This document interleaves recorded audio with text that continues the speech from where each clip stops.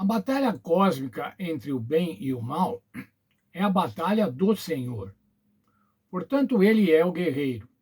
O Senhor Deus é o guerreiro. O Senhor Jesus Cristo é o guerreiro. O Senhor Deus atentou para a condição de Israel no Egito. Veja lá Êxodo 2, 23 a 25. Os filhos de Israel gemiam sob a servidão e clamaram ao Senhor, o seu Deus. Deus ouviu e se lembrou da aliança que havia feito com Abraão, Isaque e com Jacó, e atentou. Isso quer dizer, considerou a condição do povo. Êxodo 12, 12 e 13 diz assim: executarei juízo sobre os deuses do Egito, vou ferir a terra do Egito. O Senhor estava falando sobre a morte dos primogênitos, a última das pragas, antes da libertação do povo de Deus. Essa era uma ação do Senhor. Eu vou executar o juízo sobre os deuses do Egito. Em Êxodo 15, quando vemos o cântico de Moisés, veja as declarações que ele faz no cântico acerca de Deus. O Senhor é homem de guerra, Senhor é o seu nome.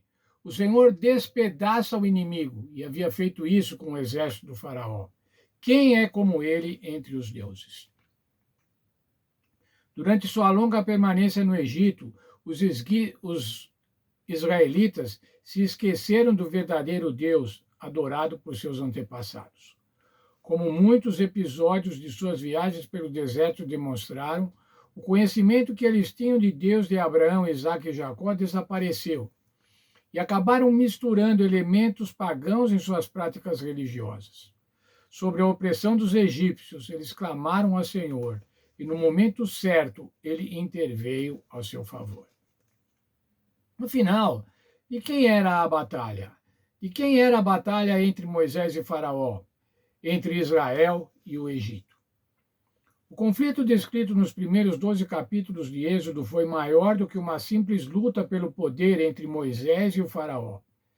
De acordo com o entendimento sobre a guerra que havia no Antigo Oriente Próximo, os conflitos entre os povos eram essencialmente conflitos entre os deuses de cada um desses povos.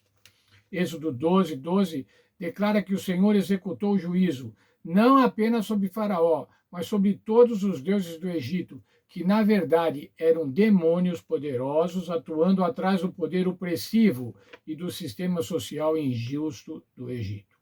O Deus criador e único versus o conjunto dos falsos deuses representados ou atuando como demônios. Deus está em guerra contra o pecado, contra o mal. Ele vai dar fim ao mal. Em última análise, Deus está em guerra contra o pecado e não tolerará para sempre a sua existência, a existência do pecado. Veja Salmo 24, 8. Quem é o Rei da Glória? O Senhor forte e poderoso, o Senhor poderoso na batalha. Ele é invencível, ele é um guerreiro valente. Todos os anjos caídos, bem como os seres humanos que se identificaram de forma definitiva e irremediável com o pecado, serão destruídos. À luz disso, ou seja, à luz do juízo final, as batalhas contra os habitantes de Canaã devem ser vistas como um estágio anterior desse conflito, que atingiria seu auge na cruz e na consumação do juízo final, quando a justiça e o caráter e o amor divino serão vindicados.